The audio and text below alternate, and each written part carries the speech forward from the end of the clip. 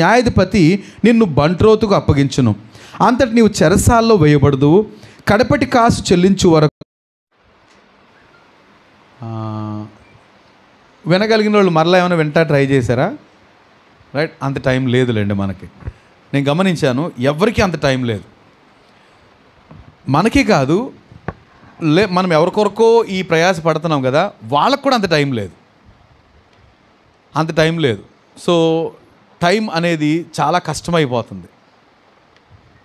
బ్రతుకు తెరువు కొరకు మనం ప్రయాసపడటం తప్పు కాదు, దాని కొరకు 8 గంటలు వెచ్చించడం తప్పు కాదు. మిగతా 14 గంటల 16 గంటల విషయంలోనే మన విజ్ఞత ఆధారపడి ఉంది. సో నేను నిజంగా మరొకసారి నేను ఆ వాక్యాన్ని వింటూ, ప్రభు రాత్రి ఇంకా అయిపోతుందే, ఇంకా కొంచెం వివరణ ఉంటే బాగుండు అనిపించింది. ఎందుకో తెలియదు, నేను ఎంజాయ్ చేశాను దేవుని కృపలో. ఇక్కడ కోప్పడకూడదు, నిష్కారణంగా కోప్పడకూడదని మనం నేర్చుకున్నాం కదండి. ఆ నిష్కారణమైన కోపాల్లో చాలా 4 విషయాలు మనం చూసాం. గర్వము లేదా అహంకారం ఒకటైతే దానివల్ల కోప్పడతాం. లోకువ ఎదుటివారు అంటే, తర్వాత ప్రేమ లేకపోవటం వల్ల, 4వది కపటం ఉంటే, హృదయంలో కపటం ఉంటే ఆటోమేటిక్గా కోపం వచ్చేస్తుంది అనేసి.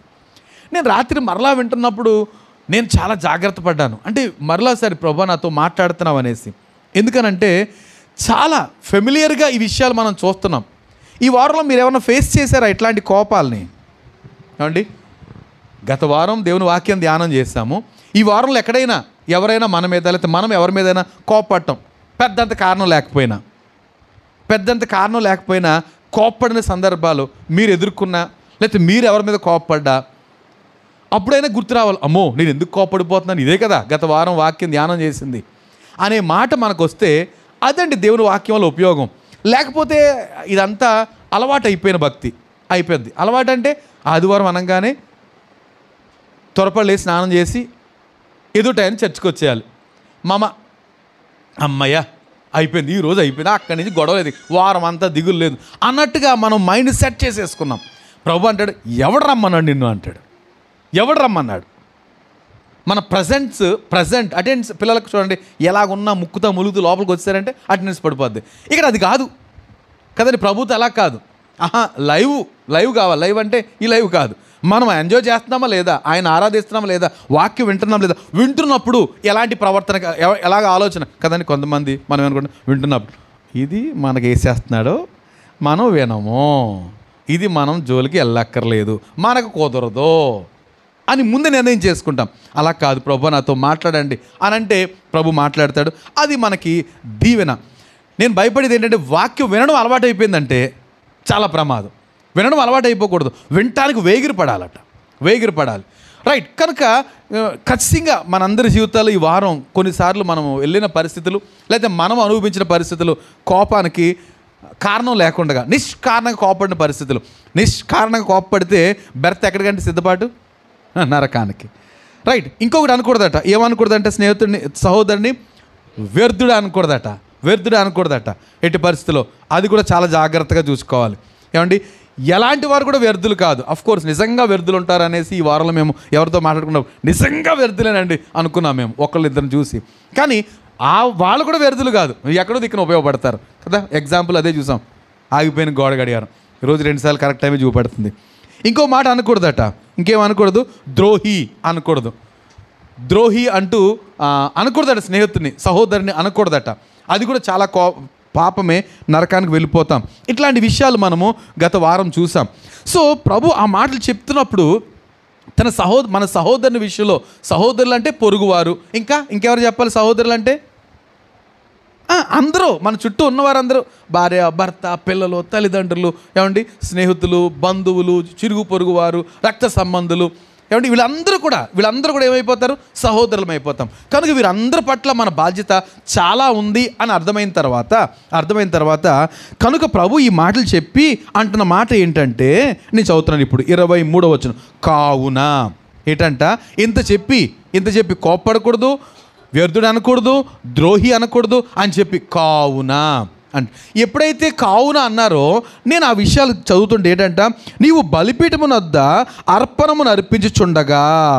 ఏంటంట, నేను ఈ మెసేజ్కి ఒక టైటిల్ ఇలాగ అనుకుంటున్నాను, ఏమంటున్నానంటే దేవునికి అర్పణ ముందా స్నేహితునితో సమాధాన పడటం ముందా? ఏమండి, దేవునికి అర్పించడం ముఖ్యమా అంటే ముఖ్యమా అని మాటకి శాసనం చేయట్లేదు. దేవునికి అర్పణ అర్పించడం ముందా, దేవుని సహోదరునితో సమాధాన పడటం ముందా అని అంటే వాక్యం చెప్పేది ఏంటంటే మొదటి సహోదరునితో అర్పణైనా ఆపేసేయి. అర్పణ అంటే నథింగ్ బట్ గిఫ్ట్ అని ఉంటుంది ఇంగ్లీష్లో. ఏంటంటే దేవునికి గిఫ్ట్ ఇవ్వడం, దేవా మీకు వందనాలు చెప్పడం. దీనికంటే ముఖ్యంగా మన సహోదరుని పట్ల సమాధాన పడటం చాలా ముఖ్యము. ఎందుకని పైన చెప్పుకొచ్చాడు సహోదరుడు. యేసు ప్రభు వచ్చి, నేను అంటాను ప్రభు వచ్చి తేల్చేసింది ఏంటంటే మన పట్ల మనము సహోదరుల విషయంలో చాలా జాగ్రత్త కలిగి ఉండాలని ఆయన హెచ్చరిస్తున్న పరిస్థితి. కనుక ఇన్ని మాటలు, ఈ సహోదరుని కొరకు రాయబడిన మాటలు ఇంకా పరిశుద్ధ గ్రంథంలో పౌలు లేకపోతే పెద్దలు చాలాసార్లు ఒత్తిడి చేశారు. ఏంటంటే సహోదరుల విషయంలో అంతప్పుడు మరొకసారి నేను ఈ వాక్యాన్ని ఇంకొక వారం దీని గురించి ధ్యానం చేయడం తప్పు కాదు అని నేను ఆశతో చేస్తున్నా. కానీ మీరు శ్రద్ధగా కొన్ని మాటలు వినాలని ఆశపడుతున్నా. రైట్, చూద్దాం. మనము ఇలాగ అంటున్నప్పుడు దేవుని అర్పణ కంటే సహోదరునితో సమాధాన పడటమే ముందన్నప్పుడు, తర్వాత ఒకవేళ నిజంగా మన సహోదరునికి మనతోటి సంబంధం రిలేషన్ సరిగా లేదనుకోండి, ఏం చేయాలట? అన్ని పనులు మానుకుని ముందు వాడి సంగతి ఏంటో చూడాలట. కానీ మనమేం చేస్తాం ఏంటంట, మన మీద మన సహోదరునికి ఏమైనా అభ్యంతరం ఉందనుకోండి, ఎప్పుడు డీల్ చేస్తాం? అది మన పనులన్నీ అవగొట్టుకుని అప్పుడు వెళ్తాం. ఏంటా నీ సంగతి, నా గురించి ఎలాగ అనుకున్నావంట అని అంటాం. కానీ ప్రభు చెప్తున్నాడు అవన్నీ పక్కన పెట్టు, ముందు మిగతా పనులన్నీ పక్కన పెట్టు, ముందు వాడి సంగతి చూడు. ముందే అంటే అన్నిటికంటే ముఖ్యంగా, అంటే ప్రార్థన రావడం కంటే ముఖ్యంగా ఏం చేయాలంటే మనం ముందు సహోదరునితోటి అసలు ఏంటి ఏమనుకున్నా నా గురించి, అట్లాంటి క్లారిటీ తీసుకోవాలట, తప్పనిసరిగా తీసుకోవాలి. ఇంకొక మాట నేను అనుకుంటాను, ఏంటి సమాధాన పడటానికి శతవిధాల ప్రయత్నం చేయాలట అండి. అంటే మన ఏమంటారు చక్కడ మాట్లాడదు కదా, మన ప్రయత్నం లోపం లేకుండా మనము ప్రయాసపడాలట సమాధాన పడటానికి. సహోదరుడు అంటే అందరూ, పొరుగువారు అందరితోటి సమాధాన పడటానికి. రైట్, ఇంతకు నాకు అనిపించింది ఏంటంటే, ఎందుకు అంత శ్రద్ధ చూపించాలండి సహోదరుని పట్ల? ఎందుకు అంత శ్రద్ధ చూపించాలి? కొన్ని కారణాలు, ఒకటి రెండు ఏమైనా చూద్దామని. ఎందుకు సహోదరుని పట్ల మనం అంత శ్రద్ధ చూపించాలి? కుదరదా మన గురించి పాని అనుకోకూడదు. ఖచ్చితంగా వారి గురించి మనము వాకప్ చేయాలి. ఏంటి నా గురించి ఎందుకని నా బాధ అంత ఏంటంటే, ఎందుకు అంత శ్రద్ధ చూపించాలి మన సహోదరుని పట్ల? గుడ్, దేవునికి మహిమ కలుగును గాక. ఏంటంట ఆ సహోదరుడు ఎవరి స్వరూపం? ద ఇమేజ్ ఆఫ్ గాడ్, దేవుని పోలిక అండి, దేవుని పోలిక. ఆ సహోదరుడు కూడా దేవుని పోలికలో ఉన్నాడు. ఇంకా ఏమండి చక్కటి మాట ఉంటుంది. ఆ సహోదరుని ఏంటంట వాక్యం చెప్తుంది. ఒకసారి చూద్దాం, ఆ మాట చూద్దాం. రోమాపత్రిక 14వ అధ్యాయము 15వ వచనం చూస్తే, నిజంగా నాకు ఆ మాట చదివిన ప్రతిసారి మనం ఎందుకు యేసు ప్రభు అంత ఖచ్చితంగా 14వ అధ్యాయం 15వ వచనం చూస్తే మనకు కావాల్సిన వర్తమానం చదవాలి. నీ సహోదరుడు కరెక్ట్గా మాట, ఎవరి కొరకు క్రీస్తు చనిపోయెనో. చాలు. ఏంటంటే అండి, ఎవరి కొరకు క్రీస్తు చనిపోయాడట? సహోదరుని కొరకు. మన సహోదరుని కొరకు అంటే ఈ మాట గమనించండి, మనకు అలవాటు అయిపోయింది. కానీ నీ సహోదరుని కొరకు క్రీస్తు చనిపోయాడంటే, క్రీస్తు చనిపోవడం అంటే పరలోకంలో పెద్ద సెన్సేషన్ అండి. ఆయన రాజుల రాజు, ప్రభుల ప్రభు, అత్యున్నత సింహాసనం ఆశీనుడు అయిన వాడు ఆ సింహాసనాన్ని ఖాళీ చేసి భూమి మీదకి నరావితారిగా లోకానికి వచ్చేసి ఎవరి కొరకు? మన కొరకు పక్కన పెట్టండి. ఎవరి కొరకు? మనకి ఎవరైతే మన మీద సరిగా సంతృప్తిగా లేడో ఆ వ్యక్తి కొరకు పరలోకా నుంచి ప్రభు వచ్చేసాడు. ఏమండి, ఆ వ్యక్తి కొరకు పరలోకా నుంచి ప్రభువే వచ్చేసాడు. అలాంటప్పుడు ఏమండి, ఫర్ ఎగ్జాంపుల్ మనకి మన పక్కోళ్ళకి గొడవ అయిందండి. కానీ సీఎం గారికి ఆయనకున్న రిలేషన్ బట్టి సీఎం గారు వాళ్ళ ఇంటికి వస్తున్నారండి. ఏంటి మన పరిస్థితి కదండి? ఇప్పుడు వాళ్ళకి మనకు పడలేదు, మన గురించి సరిగా అనుకోలేదు, మనల్ని అర్థం చేసుకోలేదు, దూతున్నాడు కాలు. ఇప్పుడు సీఎం గారు వాళ్ళ ఇంటికి వస్తున్నారు. మన మైండ్ ఎలా ఉంటుంది? ఊహించండి ఒకసారి. అమ్మో, ఆయనే వస్తున్నాడు ఈయన గురించి. ఎవరు? పెద్ద ఆయన వస్తున్నాడు. ఖచ్చితంగా మనలో కొంచెం ఒక రకమైన అలర్ట్నెస్ ఉంటుందా? నేను అంటాను, ఇక్కడ ప్రభు వాక్యం చెప్తుంది, నీ పొరుగువాడు ఎవరైతే నీ మాటల గురించి లేకపోతే నీ గురించి ఇబ్బంది పడుతున్నాడో ఆ పొరుగువాని కొరకు పరలోకాన్ని ఖాళీ చేసి ప్రభు విడిచిపెట్టేసి ఈ లోకానికి వచ్చి, ఏమండి, భూమికి ఆకాశం మధ్యన వేలాడదీయబడ్డాడు. అంటాడు, ఇంకో నీ పొరుగువాని కొరకు, నీ స్నేహితుని కొరకు నేను లోకానికి వచ్చేసాను. అంటే ఏమర్థమవుతుంది మనకి? ఎందుకు సహోదరుని పట్ల అంత శ్రద్ధ మనం చూపించాలి అని అంటే, ఆ స్నేహితుడు, ఆ సహోదరుడు యేసు ప్రభు ఆయన కొరకు లోకానికి వచ్చాడండి. యేసు ప్రభు ఆయన కొరకు మరణించి తిరిగి లేచాడండి. ఏమంటే ఈ కార్యం చేసేటప్పుడు పరలోకమంతా, ఆ దూతలంతా ఎంత గందరగోళం అయిపోయి, ఏంటి ప్రభు అయితే, ఏంటి నీ ప్రేమ, ఈ మనుషుల కొరకు మొత్తం చచ్చిపోతావా, నువ్వు ఎవరినో పంపించవచ్చు కదంటే, లేదు నేనే వెళ్ళాలి. ఎవరి కొరకు? మన సహోదరుని కొరకు. మాటలు గమనించండి. ఏమండి, మన సహోదరుని కొరకే క్రీస్తు చనిపోతే, మన సహోదరుని కొరకే క్రీస్తు చనిపోతే మనం ఏం చేయాలండి? మనం ఏం చేయాలి? ఎంత అలర్ట్ అవ్వాలి? నేను దాని గురించి ప్రభువే మన హృదయాలు తెరవాలని చాలా ఆశపడుతున్నాను. ఎందుకంటే మనం చాలా శ్రద్ధగా ఎవరిని పడితే వాళ్ళని తీసేయకూడదు, త్వరగా తీసేయకూడదండి. కొంచెం భయపడాలి. ఎందుకని? ఆ పొరుగు వాని కొరకు, ఆ స్నేహితుని కొరకు, ఆ సహోదరుని కొరకు క్రీస్తు చనిపోయాడు. ఆయన రక్తాన్ని చిందించాడు అతని కొరకు. అమ్మో, క్రీస్తే తన రక్తం చిందిస్తాను కొరకు నేనేం చేయగలుగుతాను? కొంచెం క్షమించండి అంటే తప్పేముందండి?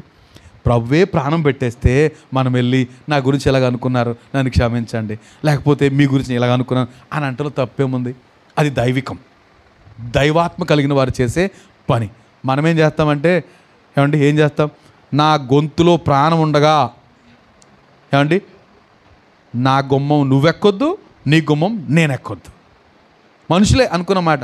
మనుషులు మాత్రమే కాదు, క్రైస్తవులు మాత్రమే కాదు, సంఘ పెద్దలు మాత్రమే కాదు, స్త్రీల సమాజాన్ని నడిపించేవారే.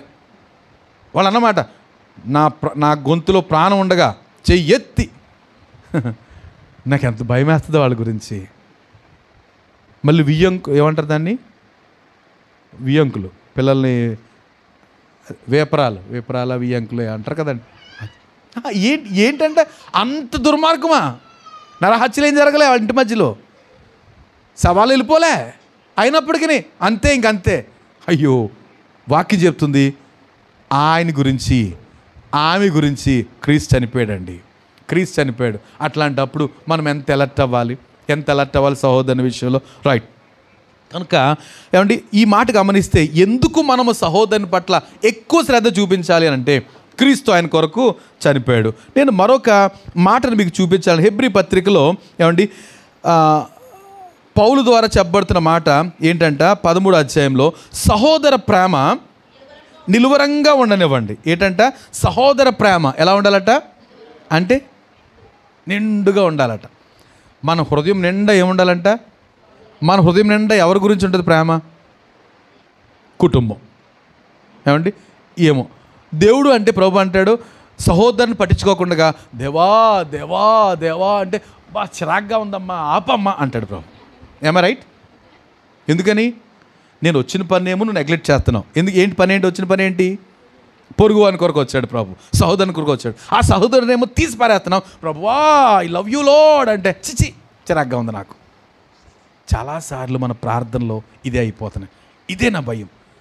రేపు పరలోకం వెళ్ళిన తర్వాత కొంతమంది రైట్ సైడ్ ఎందుకు మమ్మల్ని పెట్టలేదు, లెఫ్ట్ సైడ్ మేము ఉండం.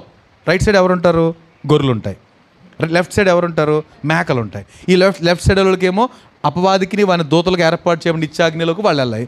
కుడి పక్కన ఉన్న వాళ్ళు మాత్రం నా తండ్రి చేత ఆశీర్వదింపబడిన వారులారా, మీ కొరకు సిద్ధపడిన పరలోక రాజ్యం స్వాధీనించుకోండి. వీళ్ళు అంటారు, మమ్మల్ని ఎందుకంటే పంపించమంటే, సారీ మీరు చాలా తప్పులు.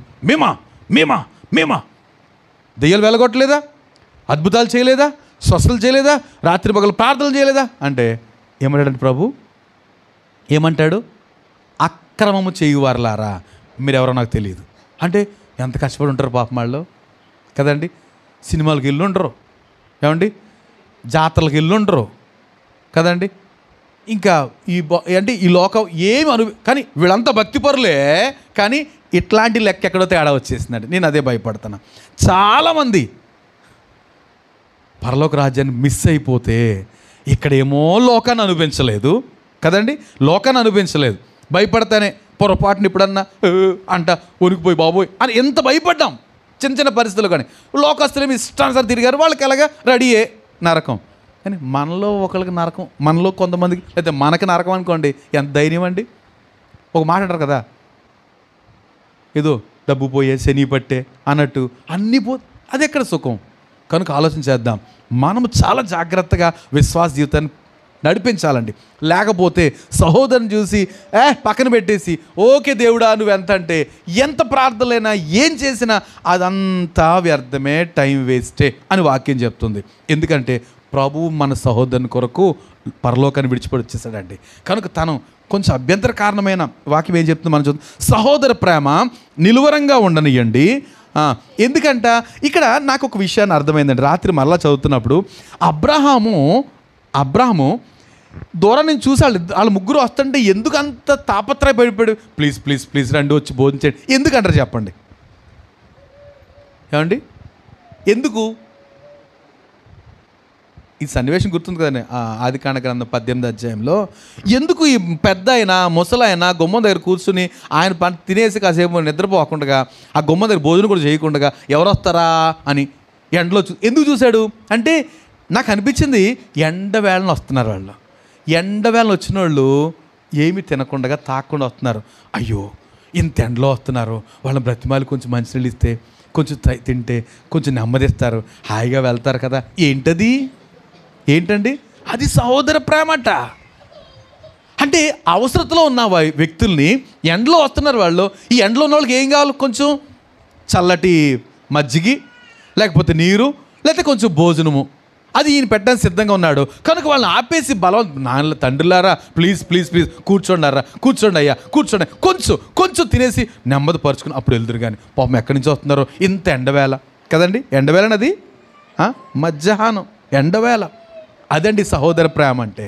సహోదర ప్రేమ అంటే ఎవరైతే అవసరతలో ఉన్నారో వారు ఎవరైనా మనకు అనవసరం, తెలిసిన వాళ్ళ తెలియని వాళ్ళ అనవసరం, వాళ్ళకి అవసరమైన దాన్ని ఇచ్చి పంపించడం అనేది అది సహోదర ప్రేమ. అబ్రాహాములో అది కనపడుతుంది. మనలో చాలామంది పొరపాటు పడతాం ఏంటంటే, తెలిసి అబ్రాహాంకి దేవుడు వచ్చాడనేసి ఆ దేవునికి దూత అక్కడ రాయబడింది కదా, తెలియకయే ఆతిథ్యము చేయ మరొకడి దానివల్ల కొందరు ఎరుగకయే దేవదూతలకు ఆతిథ్యం ఇచ్చారు. తెలియదు వాళ్ళకి, అబ్రాహాము తెలియదు. వాళ్ళు ఎవరో దారంటే వస్తున్నారు ఎండలో, కనుక వాళ్ళకి సహాయం చేయాలి. సహోదర ప్రేమ నిలువరంగా ఉంది అబ్రాహాంకి. కనుక ఇంకొక మాట చదువుతాను, మీరు వారితో కూడా ఇంకా సహోదర ప్రేమలో ఏముంటుందంటే ఈ విషయం నేను 3వ వచనం కూడా చదవనివ్వండి. మీరు వారితో కూడా బంధింపబడినట్టు బంధకములోనున్న వారిని జ్ఞాపకము చేసుకునడి. ఏమండి మనం చాలామంది గురించి ప్రార్థన చేస్తాం. ఎలా ప్రార్థన చేస్తాం చెప్పనండి? ఏమండి ఎలా ప్రార్థన చేస్తాం? మనకేమంటదు. ఫర్ ఎగ్జాంపుల్ జ్వరంతో ఊగిపోతున్నారు, ఎవరో ప్రార్థన చేయమని చెప్పారు. ప్రభువా వాళ్ళు ఎంతో జ్వరంతో బాధపడుతున్నారు అంటే నా ప్రార్థనలో నా టోన్ విషయం అంటలే, మనం జస్ట్ క్యాజువల్గా, కానీ నేనే జ్వరంతో బాధపడుతున్నట్టుగా భావించడం అంటే అది ప్రార్థన అంటే. ఏంటంటే ఆ మాట చదువుతాను చూడండి. మీరును వారితో కూడా బంధింపబడినట్టు బంధకంలో ఉన్న వారిని జ్ఞాపకం చేసుకునండి. అంటే ఏదైనా బంధకంలో ఉన్న గురించి మనం ప్రార్థన చేస్తున్నామా, మనం వెళ్ళిపోవాలి అక్కడికి వెళ్ళాలంటే ఫిజికల్గా వెళ్ళలేకపోవచ్చు. మనం అదే పరిస్థితిలో ఉంటే ఎలా ఉంటుంది, ఆ ఆలోచనకి వెళ్ళి ప్రార్థన చేయడం అది సహోదర ప్రేమట.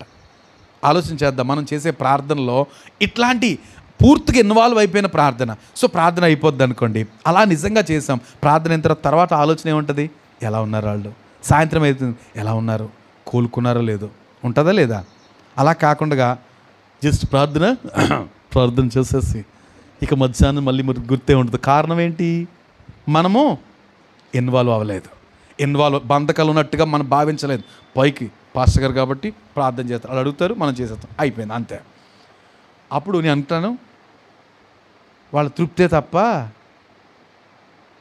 వాళ్ళ విశ్వాసాన్ని బట్టి ఏమైనా జరగవచ్చేమో, కానీ ఇక్కడ నా విశ్వాసం అంటే ఏముండదు. కానీ నేనేం చేయాలంటే, నేనే కాదు మీరు కూడా, అందుకే చెప్తాను, మనం ఎవరి గురించైనా ప్రార్థన చేసేటప్పుడు వారికి లాగా వెళ్ళిపోవాలి, ఆ పరిస్థితిలోకి వెళ్ళిపోవాలి.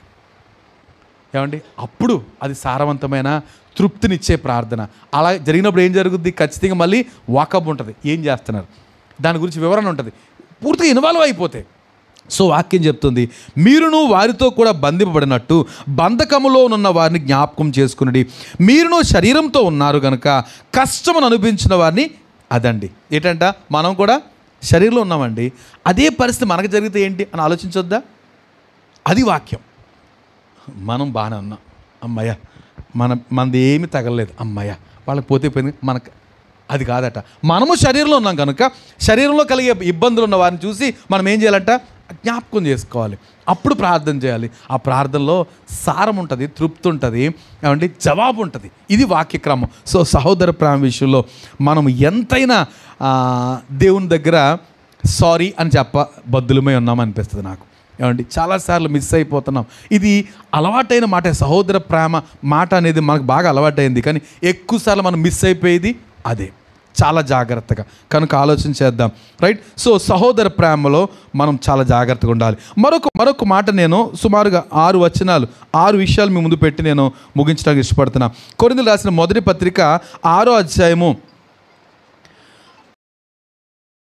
6వ అధ్యాయము 6-7 వచనాలు చూస్తే ఇక్కడ రాయబడింది, అయితే సహోదరుడు సహోదరుని మీద వ్యాజ్యమాడుచున్నాడు, అవిశ్వాసుల ఎదుటనే వ్యాజ్యమాడుచున్నాడు.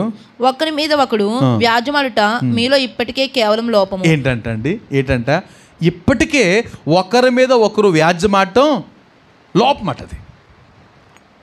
అంటే ఏంటండి, అర్థమవుతుందా మీకు? సహోదరుడు మరొక సహోదరుని మీద వ్యాజ్యమాడుతున్నాడు, అవిశ్వాసులు ఎదుటనే. ఇంకా ఇది సోద్యం. 2 విశ్వాసులు యేసుప్రభు నమ్ముకున్న వాళ్ళ దగ్గర దెబ్బలాడుకున్నారు అనుకోండి, ఏమండి ఎంత సోద్యంగా ఉంటుందమ్మా. సిగ్గులేదా మీకు? మీరు దేవుడిని నమ్ముకున్నారు కదా. వాళ్ళు ఏమంటారండి? మీరు దేవుడిని నమ్ముకున్నారు కదా, అలా ఉంటారేంటి అని అంటే ఎవరికి వచ్చింది అవమానం? ఇప్పుడు మనకి ఎలాగ ఉండదులేండి, ఉండదు చాలాసార్లు కదా, పచ్చిగానే. అప్పుడు బయట అనుకోవాలి, ఎంత సిగ్గుకారం. ఏమండి ఇది సోద్యం. కనుక అవిశ్వాసులు ఎదురు దెబ్బలాడుతున్నారు, మీరు వ్యాజ్యం ఆడుతున్నారు అంటూ చెప్తున్న మాట ఏంటంటే, వ్యాజ్యమాట కేవలం ఇప్పటికే లోపం. అసలు అంటే మనము సహోదరులతో వ్యాజ్యమాటం అనేది ఇప్పటికే తప్పు. వ్యాజ్యం ఆడకూడదండి. మేమేమైనా కావాలని ఆడుకున్నాం ఏంటండి? సహోదరులతో వ్యాజ్యం కావాలని మనం ఏమైనా రేపుకున్నామా? చూడండి తర్వాత మాట చదివితే నేను చాలా భయపడుతున్నా. అంతకంటే అన్యాయం సహించుట మేలు కదా.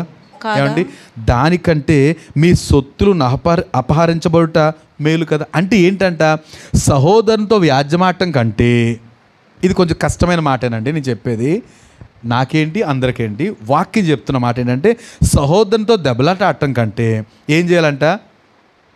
ఇప్పుడు ఈ చెంబు నాది అని గొడవ పెట్టాడు, అన్నదమ్ములు వచ్చిన గొడవలు, లేకపోతే ఇళ్ళల్లో అక్క చెల్లు మధ్య గొడవ, ఈ చెంబు నాదంటే నాది, లేకపోతే తోటి కోడల్లో. అప్పుడు ఏం చేయాలట మనము? సరే కన్ఫామ్ తెలుసు నాదే అని తెలుసు నాకు, కానీ అక్కడ గొడవ వచ్చేస్తుంది, ఇస్తావా లేదా ఇంకా అంటే అప్పుడు సొత్తును అపహరింపబడనిచ్చుట మేలు కదా. ఖాళీ అయిపోయినా పర్లేదు, ఏం కావాలంట? ఆ సహోదరుడు నా గురించి ఏడవకూడదట. అర్థమవుతుందండి? కొంచెం ఆలోచన చేద్దాం. ఖచ్చితంగా ఈ వాక్య సారాంశం అంటే ఈ వాక్యం తర్వాత మన బ్రతుకులు ఎంతో కొంత లోతుల్లోంచి మార్చబడాలని ప్రభు ఉద్దేశం అని నాకు అనిపిస్తుంది. ఎట్టి పరిస్థితుల్లో కొన్నిసార్లు చూడండి, ఖచ్చితంగా తప్పని మనకు తెలుసు, ఎదుటోళ్ళది తప్పని తెలుసు, అది మందే అని తెలుసు, అయినప్పటికీ వాళ్ళ ఏడుపు లేకపోతే దెబ్బలాట లేకపోతే గోల లేకపోతే ఇంకేమని అనొచ్చు, దానివల్ల మనకు చాలా ఇబ్బంది పడుతున్నాం. అప్పుడు ఏం చేయాలంట? సొత్తును అపహరింపబడటనిచ్చుట అంతకంటే అన్యాయం సహించడం మేలు కదా. దానికంటే మీ సొత్తులు అపహరించబడటం మేలు కదా. సహోదరుని విషయంలో ఏమంటున్నాడంట? మన సొత్తు ఖాళీ అయిపోయినా పర్లేదట, అన్యాయం పొందినా పర్లేదట. గమనించండి, అన్యాయం పొందినా పర్లేదట, మన సొత్తు అపహరించబడినా పర్లేదట. అంటే ఇది గమనించాలి. మనం ఒకవేళ అన్యాయం పొందామనుకోండి, అప్పుడు ఏం చెప్పాలంట? ప్రభువా మీరన్న మాట చొప్పున సహోదరులతో సమాధానం ఉండడం కొరకు ఇదిగో నేను ఎంత అన్యాయం పొందాను. అప్పుడు దీనికి బాధ్యులు ఎవరండి? ఎవరు బాధ్యులు? ఆయనే. ఇగో మీ గురించి అన్యుల్లో మీ నామం అవమానించబడకుండా ఉండడం కొరకు నేను నోరు మూసేశాను. వాళ్ళు తిట్టినన్ని కరెక్ట్గా సమాధానం చెప్పలేకపోయాను, నేను చెప్పకూడదు కాబట్టి, నేను ఆ మాటలు అనకూడదు కాబట్టి, నీ మహిమ కొరకు నిందించబడ్డాను, అవమానించబడ్డాను, దూషించబడ్డాను అని మనం మౌనంగా ఉంటే ఎవరు యాక్షన్లో దిగుతారు? ఆయన దిగుతాడు. చక్కగా ఏమండి మన చేతికి ఏమీ అంటకుండగా సమ్మగా చక్కబెడతాడు ప్రభు. మనం ఆయనకు అప్పగించాలి. అది కూడా సామెత ఈ కొండ మీద ప్రసంగంలో ఉంటుంది. అలాగ రాబోయే దినాలు మనం చూస్తాం. కనుక సహోదరుని విషయంలో మనం ఎంతవరకు సహించాలంటే అంతవరకు సహించడం ఉత్తమం. అవసరమైతే అన్యాయం పొందుదాం, మన సొత్తులు ఎత్తుకుపోనిద్దాం, కానీ మనం ఏం చేద్దాం? సహోదరుని విషయంలో భరించడానికి ప్రయత్నం చేద్దాం. వ్యాజ్యానికి పోవద్దు. ఇది మనకు తగదు, ఇప్పటికే లోపం అని అంటాడు పౌలు. ఆయన ఏమి అన్ని విషయాలు పౌలు ఒక స్ట్రైట్గా ఉన్న వ్యక్తి కాదు. అన్ని రకాలుగా ధర్మశాస్త్రోపదేశకుడు, గమాలియేలు పాదాల దగ్గర విద్యను అభ్యసించిన వాడు, వెరీ స్కాలర్ అని చెప్పొచ్చు.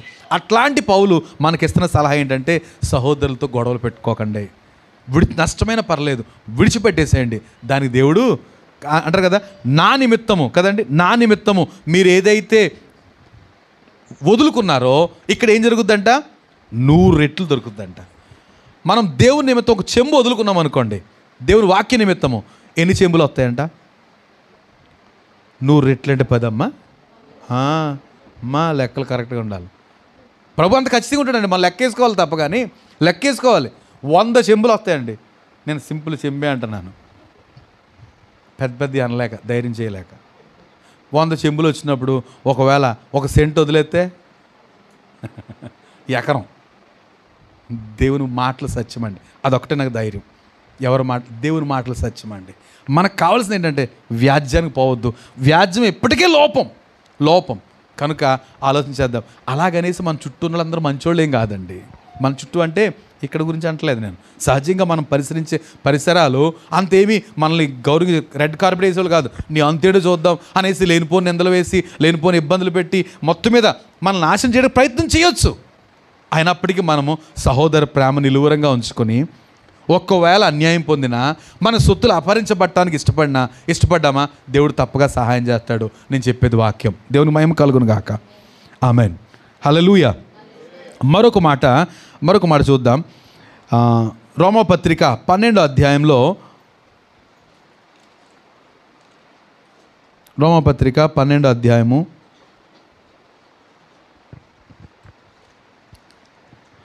17వ వచనాన్ని మనం చదివితే ఒకసారి, కీడుకు ప్రతి కీడు ఎవనికి చేయవద్దు. కీడుకు ప్రతి కీడు ఎవనికి చేయవద్దు. ఏంటంటే అండి, కీడుకు ప్రతి కీడు చేయొద్దు అంటే ఏంటండి సత్యనారాయణ గారు? ఎవరైనా మన కీడు చేశారనుకోండి, మనం కూడా ఏం చేయకూడదట? అయ్యో కొట్టారండి, కొట్టొద్దు. తిట్టారండి, తిట్టొద్దు. బండి కాళ్ళ తోసారండి, మనం తోయొద్దు. ఏమండి? కీడుకు ప్రతి కీడు ఎవరికి చేయొద్దు. దేవుని మాట మనం చూస్తున్నాం. కీడుకు ప్రతి కీడు ఎవరికి చేయొద్దు. మనుషులందరి దృష్టికి యోగ్యమైన వాటిని గురించి ఆలోచన కలిగి ఉండండి. మన ఆలోచన ఎలా ఉండాలంట? అందరికీ మేలా ఆ ఆలోచన మనం ఉండాలట. అనవసరం రా, నాకు ఆడు చేశాడు, నేను అలా చేసేస్తాను, అలా కాదట. అది లోకస్తులు చేసే పని. మనం ఏం చేయాలట? అందరికీ ఆమోదయోగ్యమైన మేలైన దాని గురించి మనసు పెట్టుకోవాలట. ఏమండి? ఇలా చేస్తే ఏమవుతుందో చెప్పండి. ఇలా చేస్తే ఇప్పుడు నేను చెప్పే బోధ ఏమండి, ఇది మనం అనుసరిస్తే సువార్త, లేకపోతే ఆశీర్వాదం. ఇది ఎలా ఉంది? ఏమవుతాం ఇలా చేస్తే ఏమవుతాం? ఇల్లు ఖాళీ చేసి వెళ్ళిపోవాలా కదండి? మన స్థలాలు ఖాళీ చేసి వెళ్ళిపోవాలి, ఉండనివ్వరు అనుకుంటాం కదండి. కానీ ఏమవుతుందో తెలుసా? క్రీస్తులా అయిపోతాం. ఏమండి? ఆయన పైకి ఎత్తబడినప్పుడు నేను అనేక మందిని ఆకర్షిస్తాను అన్నట్టుగా మనం ఏమైపోతాం? అనేక మందిని ఆకర్షించవచ్చు. దేవుని వాక్యాన్ని నెరవేర్చిన వారం అవుతాం.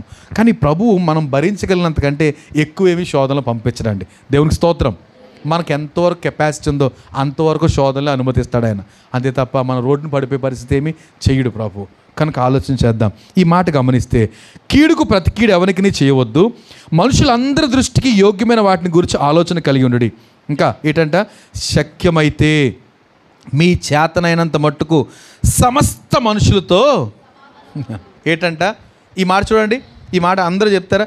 శక్యమైతే మీ చేతనైనంత మట్టుకు సమస్త మనుషులతో సమాధానంగా ఉండండి. వాక్యమేనండి ఇది నేను చదివింది. ఏమండి ఆ అర్థం ఏంటి? దానికి అర్థం ఏంటండి? ఇప్పుడు ఈరోజు వాక్యం వినడానికి ఇబ్బంది తప్పేమీ కాదనుకున్నాను. ఎంత ఒత్తిడి చేస్తున్నాడు దేవుని పరిశుద్ధాత్మ ద్వారా. శక్యమైతే మీ చేతనైనంత మట్టుకు అంటే ఎంత శ్రద్ధ చూపించాలి మనం?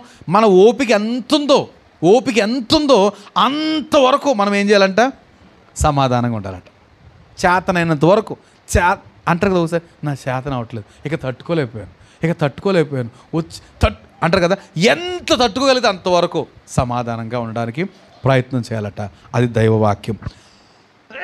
చేతనైతే శక్యమైతే మీ చేతనైనంత మట్టుకు సమాధానంగా ఉండమని దేవుని వాక్యం సెలవిస్తున్న మాటలు కనుక సహోదర ప్రేమ నిలువరంగా ఉండడానికి. మరొక మాట తెస్సలోనికీయుల పత్రికలో 3వ అధ్యాయంలో ఈ మాట చూద్దాం ఒకసారి. తెస్సలోనికీయుల పత్రిక 2వ పత్రిక 3వ అధ్యాయము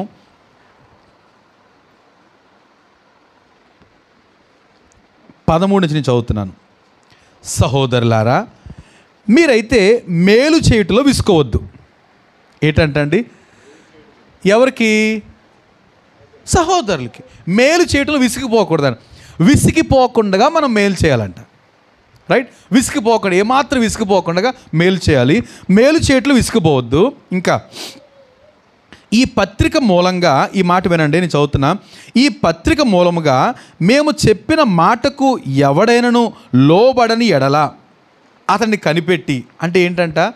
సహోదర ప్రేమలో మనం మేలు చేయటంలో విసిగిపోకూడదు. 1. 2, ఎవడైనా వాక్యం వినకుండగా వాక్యాన్ని లోబట్టలేదు అనుకోండి, మరి వారిని ఏం చేయాలట? ఏం చేయాలండి? చూడండి, ఈ పత్రిక మూలంగా మేము చెప్పిన మాటకు ఎవడైనా లోబడిని ఎడల అతన్ని కనిపెట్టి. చూడండి, సహోదర ప్రేమ గురించి ఎంత చక్కగా డీల్ చేశాడో పౌలు. నాకు ఆ మాటలు చాలా ఆశగా ఉన్నాయి. ఏంటంటే, ఎవడైనా ఈ మాటలు వినకపోతే అతన్ని కనిపెట్టి అతడు సిగ్గుపడు నిమిత్తము అతనితో సాంగత్యము చేయకుడి. తనతో రిలేషన్ ఏం చేయాలంట? కట్ చేసేటమంటే ఇంక వదులుకొట్టుకోవడం కాదట. తర్వాత మాట గమనిస్తే మనం సరి చేసుకుంటాం. ఏంటంట? సాంగత్యం చేయకుడి, అయినను అతన్ని శత్రువుగా భావింపక సహోదరునిగా భావించి బుద్ధి చెప్పుడి. అర్థమవుతుందండి? మనం అనుకుంటాం అది బిహేవియర్ సరిగా లేదండి, వాక్య ప్రకారం బ్రతకట్లేదండి, ఇష్టానుసారంగా ఉండడండి, సో కట్, ఇక వాడి జోలు మనకు లేదు. అలా కుదరదట. సాంగత్యం చేయొద్దు, కానీ అయినను అతన్ని శత్రువుగా భావించి, మళ్ళీ అలా కట్ చేసాము, శత్రువుగా భావించకూడదట. శత్రువుగా భావించక సహోదరునిగా భావించి ఏం చేయాలట? బుద్ధి చెప్పాలట. సహోదరునిగా భావించి బుద్ధి చెప్పడం మాత్రం మానకూడదు. బుద్ధి చెప్పకపోతే ఏమనుకుంటాడు? చాలా తెలివైన ఆడు మాడపోతే నాకు ఏముందిరా అని అంటాడు. కానీ ఖచ్చితంగా వాడికి బుద్ధి చెప్పాలి. ఎలాగా? శత్రువు కాదు, సహోదరునిగా భావించి తనకు బుద్ధి చెప్పాలి. ఈ పాయింట్ మీరు క్యాచ్ చేశారు లేదా నాకు అర్థం అవట్లే. మరొకసారి చదువుతున్నాను నేను. ఏమండి? దేవుని మేలు చేయటంలో విసిగిపోవద్దు సహోదరునికి, అంతే కదా? ఏంటది? సహోదరులే సారా, ఈ మేలు చేయటంలో మీరు విసిగిపోవద్దు. ఎవరైనా వాక్యానికి అవిధేయులైతే, వాక్యాన్ని వింటలేదు, ఖచ్చితంగా వాక్యాన్ని ఎదిరిస్తున్నాడు కనుక తను ఏం చేయాలంట? ప్రక్కన పెట్టాలి, సాంగత్యం చేయకూడదు. కానీ అలా చేయకపోయినా శత్రువుగా భావించకుండా సహోదరునిగా భావించి అతన్ని బుద్ధి చెప్పాలి. ఖచ్చితంగా అతనికి బుద్ధి చెప్పాలి. ఇది వాక్యం. రైట్? సో సహోదరుని విషయంలో ఈ మాటలు మనం గమనిస్తున్నాం. రైట్? నేను ఇంకొక మాట, యోహాను రాసిన పత్రిక, మొదటి పత్రిక 2వ అధ్యాయంలో, మొదటి పత్రిక 2వ అధ్యాయం 9, 10, 15 వచనాలు చదివితే ఏమండి, చాలాసార్లు మనము కరెక్ట్గా మన గురించి లేకపోతే విశ్వాసం గురించి చెప్తున్న మాటలు ఏంటంటే, ఈ అధ్యాయాల్లో చాలా హెచ్చరికలు ఉంటాయి. అందులో 9వ వచనం, వెలుగులో ఉన్నానని చెప్పుకొనుచు. ఏమండి, మనమందరం ఎక్కడ ఉన్నామండి? ఉన్నామా లేదా? వెలుగులో ఉన్నామండి. ఇన్ని లైట్లు ఎందుకు వేసుకోవాల్సి వచ్చింది వెలుగులో అయితే మరి? రైట్? ఓకే, వెలుగులో ఉన్నామని చెప్పుకుంటే ఏమండి, మనము వెలుగులో ఉన్నామని చెప్పుకొనుచు తన సహోదరుని ద్వేషించువాడు. ఏంటంట? సహోదరుని ద్వేషించు. వెలుగులో ఉన్నానని చెప్పుకుంటూ సహోదరుని ద్వేషించువాడు ఇప్పటి వరకు చీకట్లోనే ఉన్నాడు. ఏమండి, సహోదరుని ద్వేషించేవాడు ఎక్కడున్నాడంట? చీకట్లో ఉన్నాడట. మరి వెలుగులో ఉన్నాం అనుకుంటున్నాం. ఏమండి, సహోదరుని ద్వేషించడంలో ఎంత ప్రమాదం ఉందో. అంటే చీకటి సంబంధులము. ఇంకా ప్రభు ఏమన్నాడు వాళ్ళతోటి? కటీఫ్. ప్రభు కటీఫ్ ఎవరితోటి? మన ప్రార్థనలు చేయలేకపోవడం వల్ల కటీఫ్ కాదు, మనం యథార్థంగా ఉండకపోవడం కటీఫ్ కాదు, ఇవన్నీ మామూలే. సహోదరుల విషయంలో మాత్రం ద్వేషించామా, పొరుగు వారిని ద్వేషించామా? ఏమండి, ద్వేషించడం వేరు, ఇష్టం లేకపోవడం వేరు. ఏమండి, ఇప్పుడు ద్వేషించడం ఏంటి? అస్సలు చిచ్చి అది అనకూడదు అంటండి. మనం ఎప్పుడు కూడా మనుషులు మనం చాలామంది ఒక్కోసారి అలాగనే అసలు అది కుదరదట. ఓకే, ఇష్టం లేదా? ఇష్టం లేదు, అంతే. సో ఆయన పని ఆయన చేసుకుంటాడు, నా పని నేను చేసుకుంటాను. ద్వేషించడం కరెక్ట్ కాదు, రైట్? సో నేను పెద్ద వెలుగులో ఉన్నానండి, ఎంత అండి అని అంటూ సహోదరుని ద్వేషిస్తే still you are in darkness. మనం ఎక్కడున్నామంట? చీకట్లో ఉన్నామట. వాక్యం చదివితే ఏంటంట? ఇప్పటి వరకు సహోదరుని ద్వేషించువాడు ఇప్పటి వరకు చీకట్లోనే ఉన్నాడు. ఇంకా తన సహోదరుని ప్రేమించువాడు వెలుగులో ఉన్నవాడు. రెండే విషయాలు. సహోదరుని ద్వేషిస్తే చీకట్లో ఉన్నాము, సహోదరుని ప్రేమిస్తే వెలుగులో ఉన్నాం. దేవునికి స్తోత్రం, రైట్? ఈ మాటలు మనం గమనించాలి. సో సహోదరుని ప్రేమించామా, వెలుగులో ఉన్నాము. అతని యందు అభ్యంతర కారణం ఏదీ లేదు. తన సహోదరుని ద్వేషించేవాడు చీకట్లో ఉండి, ఇంకా వివరణ ఇస్తున్నాడు. తన సహోదరుని ద్వేషించేవాడు చీకట్లో ఉండి, చీకట్లో నడుస్తూ, చీకటిని కన్నులకు ఏంటంట? చీకట్లో ఉంటాడు, చీకట్లో నడుస్తాడు. చీకటి నడిచేవాడు, చీకట్లో ఉండేవాడు ఏమవుతాడండి? మనం తిరిగే ప్రదేశమే మన ఇల్లు. చాలాసార్లు కరెంటు పోతే ఎంత హడావిడి అయిపోతామో కదండి, గందరగోళం. ఇది ఎన్ని సంవత్సరాల నుంచో ఉంటున్నాం, మనం పెట్టినవన్నీ అయినా సరే గందరగోళం, చెమ్మ చీకటి అయిపోయింది అనుకోండి ఒక్కొక్కసారి. అబ్బో ఎంత టెన్షను. అలా ఉంటుందట చీకట్లో నడిచేవాడు. చీకట్లో ఉంటూ చీకట్లో నడుచున్నాడు.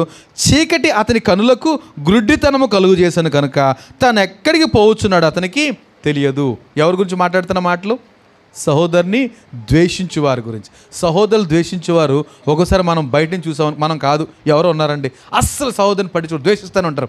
వాళ్ళని గమనిస్తుంటే వెళ్ళి టాప్ అని చెట్లు గుద్దేస్తారా, లేకపోతే గోడను గుద్దేస్తారా? అలాగే చెప్తున్నాడు. ఎక్కడికి వెళ్తున్నారు వాళ్ళకి తెలియదట. చూసేటోళ్ళకి అర్థం కాదు, వాడికి అర్థం కాదు, చీకట్లో ప్రయాణం చేస్తున్నాడు అంటారు. కనుక మనం సహోదరుని ద్వేషించాల్సిన పరిస్థితి ఎప్పటికీ రాకూడదు అనేది పదే పదే వాక్యము ఘోషిస్తున్న విషయం, రైట్? సో మీరు ఇంతవరకు ఓపికగా ఈ మాటలు విన్నారు కదండి. మనము మూల మాటకు వద్దాం ఇప్పుడు. మత్తయి సువార్త చివరికి వస్తున్నా నేను. ఏమండి, 23 నుంచి మరలా చదువుతున్నాను. కావున నీవు బలిపీఠమున వద్ద అర్పణమును అర్పించుచుండగా నీ మీద నీ సహోదరునికి విరోధం ఏమైనా కలదని అక్కడ నీ జ్ఞాపకం వచ్చిన ఎడల అక్కడ బలిపీఠమును ఎదుటనే అర్పణం విడిచిపెట్టి మొదట వెళ్ళి నీ సహోదరునితో సమాధానపడము, అటు తర్వాత వచ్చి నీ అర్పణము అర్పింపము. కనుక ఒక్కసారి గుర్తొచ్చిందా? అన్ని పడేసి పోవాలంతే. ఎందుకని? ఎంత కేర్ ఉందండి దేవునికి. సహోదరుని పట్ల ఎంత శ్రద్ధ ఉంది. ఆ సహోదరుని కొరకు క్రీస్తు చనిపోయాడు కనుక ఇంత ప్రేమ చూపించిన సహోదరుని పట్ల ప్రేమ చూపిస్తున్న ప్రభు మన పట్ల ఎన్నో బాధ్యతలు ఉన్నాయి కనుక అన్ని ప్రక్కన పెట్టి ఆగరా బాబు, ప్రార్థన లేదు, ఆరాధన లేదు, ఏమీ లేదు, ముందాడికి వెళ్ళి రావాలి. అలాంటి స్థితి అంత సీరియస్ అవ్వాలట. మనం అయిన తర్వాత అప్పుడు వచ్చి అక్కడ సమాధాన పడి వచ్చి అప్పుడు దేవుని మందిరంలో కూర్చొని దేవా ఎంత గొప్ప దేవుడు అని ఆరాధించవచ్చట.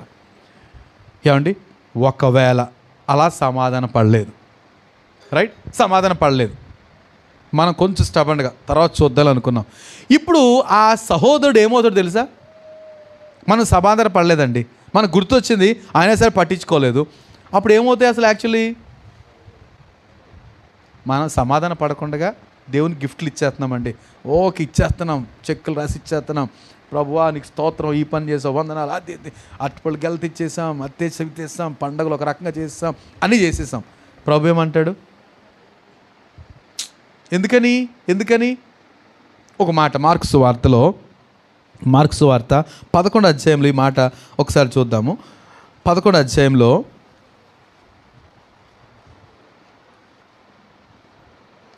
25, 26 వచనాలు చూస్తే, మీకు ఒకరి మీద విరోధం ఏమైనా కలిగి ఉన్న ఎడల మీరు నిలవబడి ప్రార్థన చేయనప్పుడెల్లను వాని క్షమించుడి, అప్పుడు పరలోకమందున్న మీ తండ్రియు మీ పాపములు క్షమించును. ఏమండి, ఇక్కడ 2 విషయాలు నేను జ్ఞాపకం చేయాలనుకుంటున్నా. మనం వెళ్ళామండి, వెళ్తే అతను ఏమన్నాడు, లేదా వెళ్ళడానికి అవకాశం లేదు, కుదరలేదు, మన ఫోన్ చూడగానే టప్ని కట్ చేసేసాడు, మనకు దొరకట్లేదు. అప్పుడు ఏం చేయాలి మరి? సమాధాన పట్టడానికి వెళ్తున్నాం, బట్ హీఈస్ నాట్ కనెక్టెడ్. అతను మనకు దొరకట్లే. ఉద్దేశపూర్వకంగా ఉంటారు అలాంటి వాళ్ళు. ఎందుకుంటారు? బోల్డ్ సార్లు ఉంటారు. మనం ట్రై చేస్తాం, అయ్యో ఏదో పొరపాటు జరిగింది, లేకపోతే వాళ్ళైనా ఇలా సరి చెప్తాం అంటే అస్సలు ఎత్తరు. అనుకుందాం అటెండ్ చేయట్లేదు. అప్పుడు ఏం చేయాలి? మనం వెళ్ళలేము అనుకుందాం. అప్పుడు ఏం చేయాలి? నిలవబడి ప్రార్థన చేసిన ప్రతిసారి మొట్టమొదటి ఏం చెప్పాలి? అయ్యా వారిని నేను క్షమిస్తున్నాను, మీరు కూడా క్షమించండి. ఇది మనం చాలాసార్లు, నేను ఎందుకు కాన్సన్ట్రేట్ చేయకూడదు అనుకున్నాను అంటే, మనం చాలాసార్లు జ్ఞాపకం చేసుకునే విషయాలు ప్రభు బల్ల దగ్గరికి వచ్చేటప్పటికి. అందుకని నేను వదిలేసి నెక్స్ట్ టాపిక్ వెళ్ళిపోవడానికి వారమంతా అదే ఆలోచించుతున్నాను. కానీ రాత్రి నన్ను ప్రభు ఆపి, కాసేపు చేయవయ్యా, 3 వచనాలు 4 వచనాలు ఉన్నాయి, నీకేం పోయింది అన్నట్టుగా నన్ను అన్న మాట అలాగే అనిపించింది.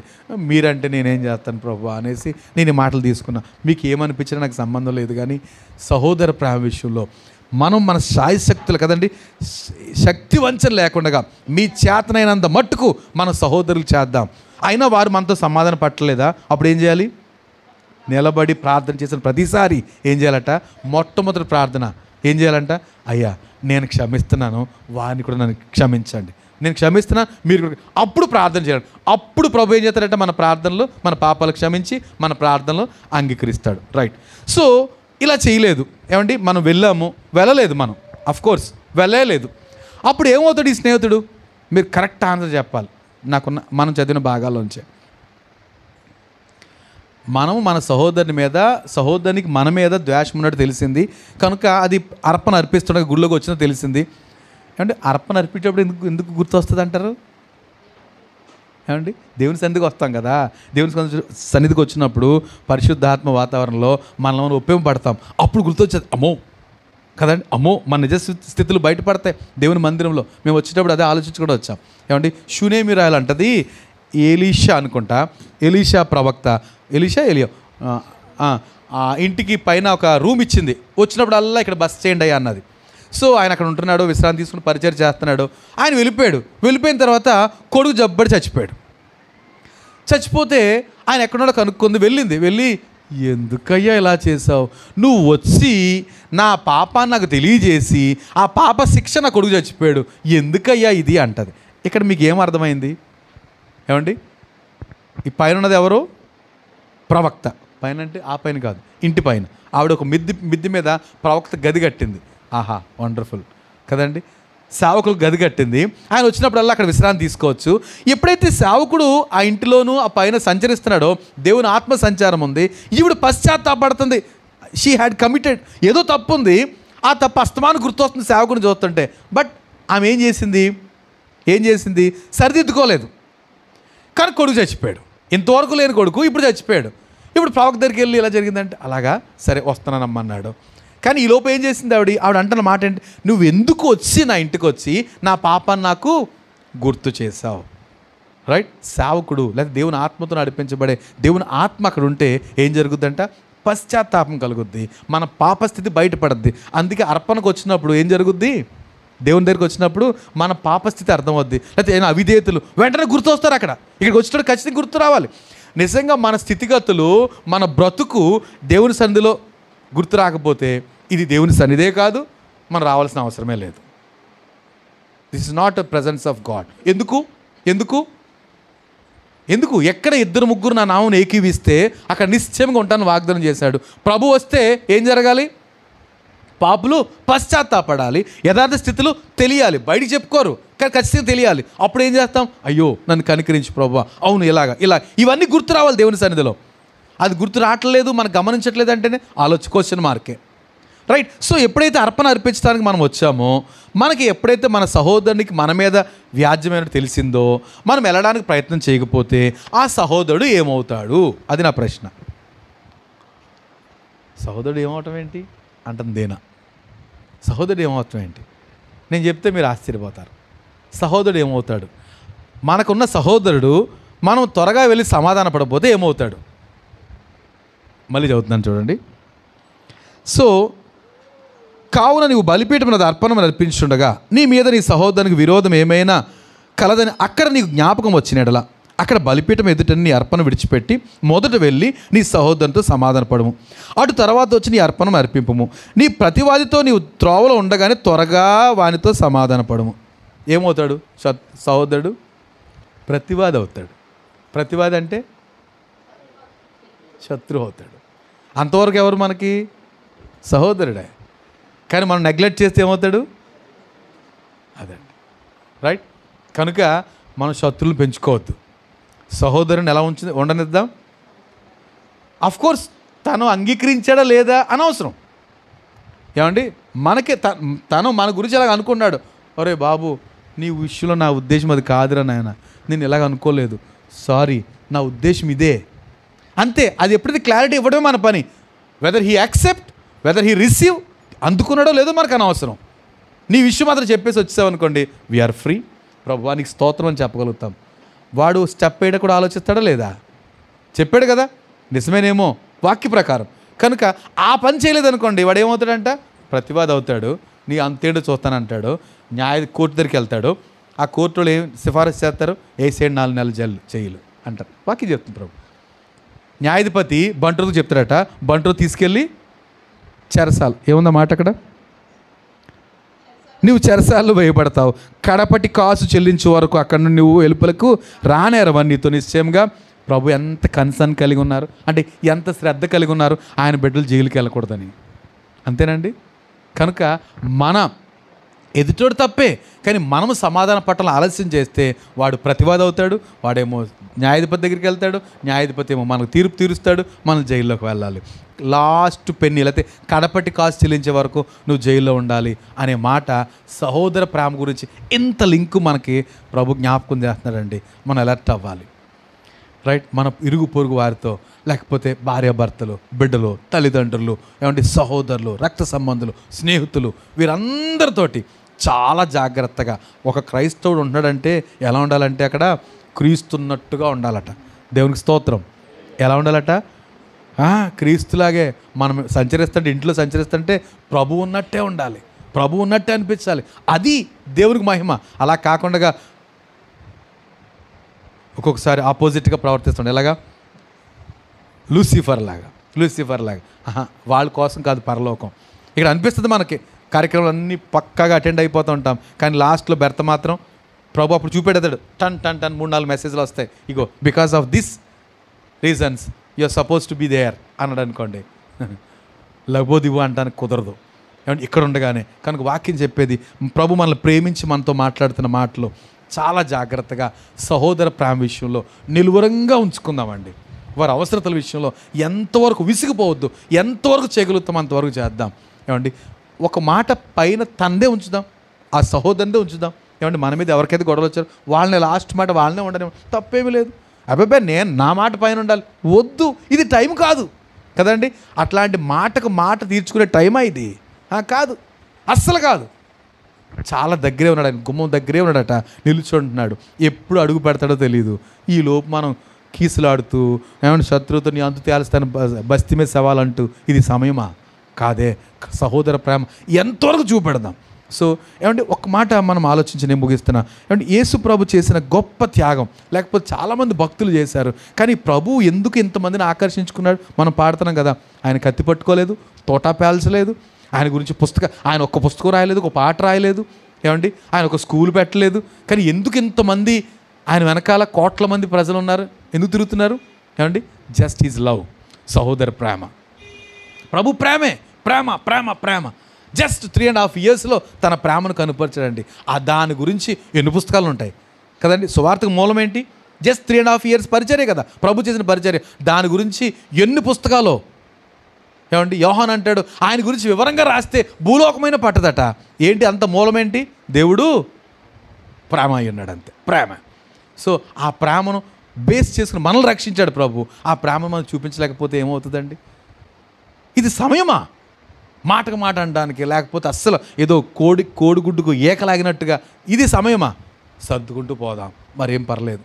ఏమండి, వాళ్ళకే ఛాన్స్ ఇద్దాం. సమాధాన పట్టకమని త్వరపడదు. లేకపోతే ఈ స్నేహితుడు ఏమవుతాడట? ప్రతివాది అవుతాడు. తర్వాత బోల్డ్ సమస్యలు ఎదురవుతాయి. కానీ అట్లాంటి కృప ప్రభు మనందరికీ దయచేయను గాక. ప్రార్థన చేద్దాం. దయతో 2 నిమిషాలు మీరు అందరూ ప్రార్థన చేయాలని ఆశపడుతున్నా. 5 minutesలోనే నేను ఈ ప్రార్థన ముగిస్తున్నా కనుక